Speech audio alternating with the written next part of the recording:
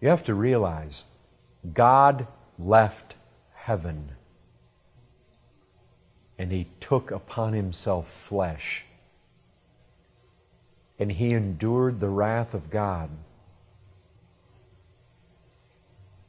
The one thing only that I ever read in the Scriptures that Christ said, Father, no, if possible, not that.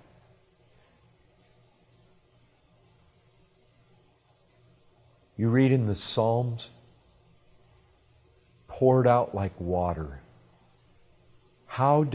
Listen, can you even conceive how God can forsake God? We don't even know. We can't even fathom how God and man can be one in one person, and how there can be a forsaking of one person of the Godhead by the other. We don't know it. We don't understand how that's possible. But it was necessary. When you consider that sin requires the damned to stay in hell forever and to suffer forever, unending, forever and forever. When you look at the cross and it hits you square between the eyes, sin demands death. And God isn't messing around. And if He finds unforgiven sin, He will throw you into the lake of fire. And even when His Son became sin, He drank the cup. It's like, Son, if you will become sin in the place of my people, I must force a cup to your lips that you will not want to drink. And He drank the cup of God's wrath, and He drank every drop of it. And when man looks at that cross, he begins to realize God never sweeps sin under the rug. Sin is really, really bad. Sin demands that Christ Himself must suffer and die. The law has such absolute sway. It will be gratified. The law will be upheld. The law will be sustained. It makes man realize he's in trouble. It makes man realize there is an awful price to pay for sin. It makes man realize that there's no way he can save himself. God had to send His Son into this world. It strips man. It lays man bare to look at the cross.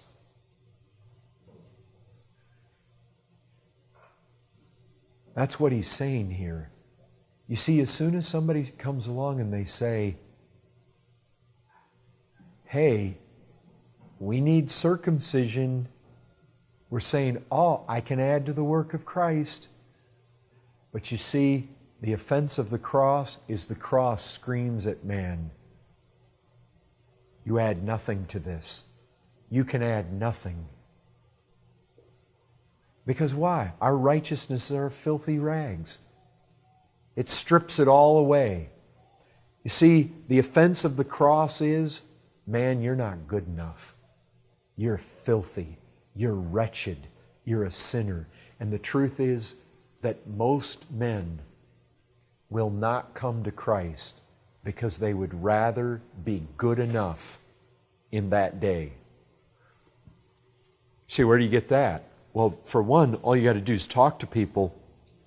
You can figure that out.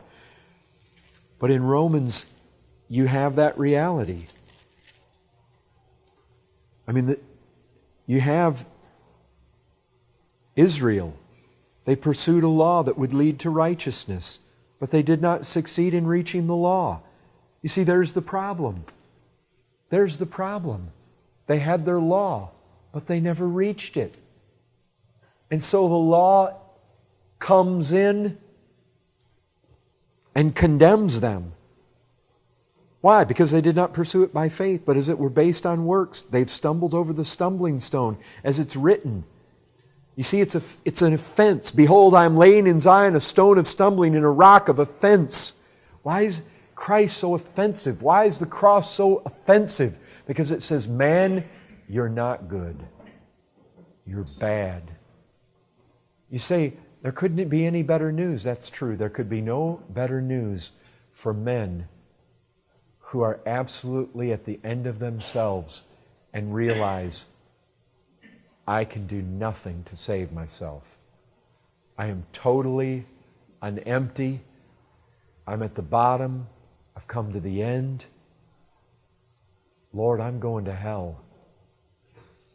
There's nothing, I realize it. I am absolutely weak and I am in a hopeless condition. And if you don't come save me, I won't be saved. You see, for people like that, this is the best news on the face of the earth. But for people who think they're pretty good, they don't want this. The cross is an offense to them because it sticks them right in their pride.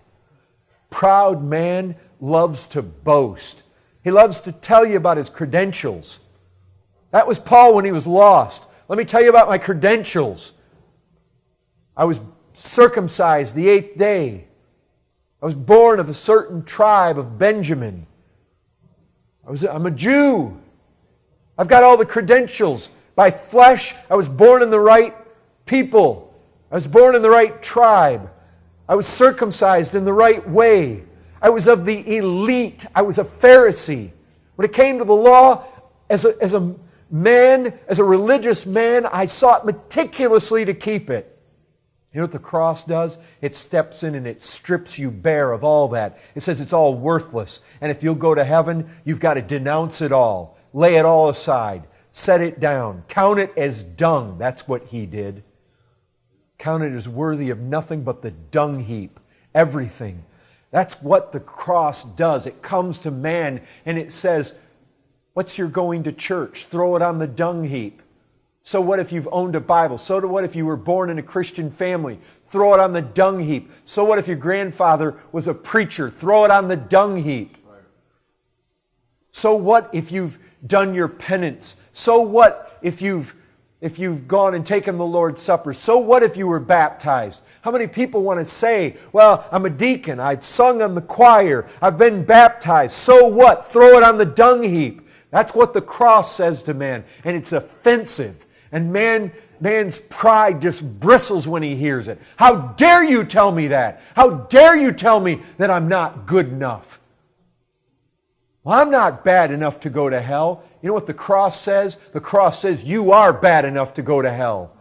And you needed something supplied outside your efforts to make a way to heaven. That's what it says. And that is offensive to self-righteous man. That is offensive to his pride. Man by nature is proud. Man by nature thinks he's good enough. Why do you think we can go up and down the streets and almost everybody says they are good enough to go to heaven? Almost everybody believes in this country they're going to heaven. Almost everybody believes they're right with God. Why? Because they're proud and they're deceived.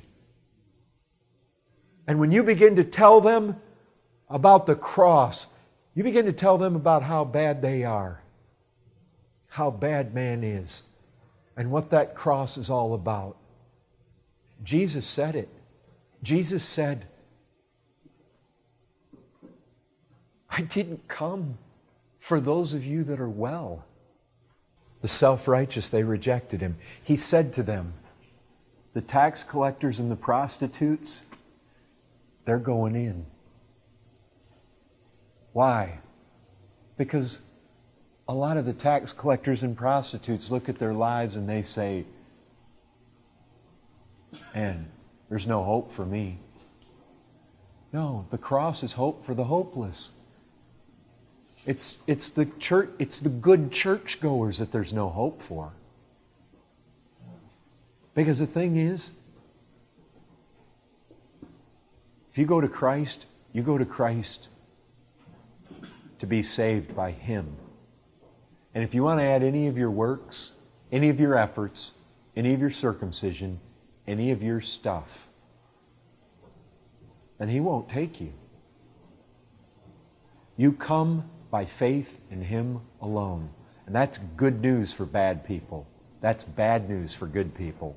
But that's what He said. I came to seek and save sinners. I came to call sinners to repentance, not righteous people. He said, who needs a doctor? Is it the healthy person that needs a doctor? He's a doctor. He came to heal the sick. And He was basically saying to them, I didn't come to heal those who are well. I didn't come to call the righteous. You say, well, are there any? Well, there are those that think they are. Listen, there's only one kind of faith that saves. It's the faith that says Jesus is all. He's all my salvation. He's all my hope. It's not part Him and part me. It's not 90% Him and 10% me. It's not 999% Him and 1% my circumcision or uncircumcision. It's because as soon as one part comes in, then Paul just says, that's it. Do the whole thing. You see, that's what Christ says. Remember, Paul's inspired. This is Christ behind him speaking. Christ is basically saying this to all of us. Even if it's 9,999 parts Christ, you bring your one part in you, that's it. You've just disconnected from me, and now you keep the whole thing. See, Christ doesn't share any of it. He says, I'm saving you wholly or not at all. You want one little part in it, you're severed from me. That's it. But if you're a sinner, that's the best news ever. That means I don't have to have... I mean, if you look at your life and you really come to realize, if it took even one part in 10,000 mine, I'm going to hell because I don't have anything to offer. You see, salvation is for the bankrupt. It's for the broken. It's for the destitute.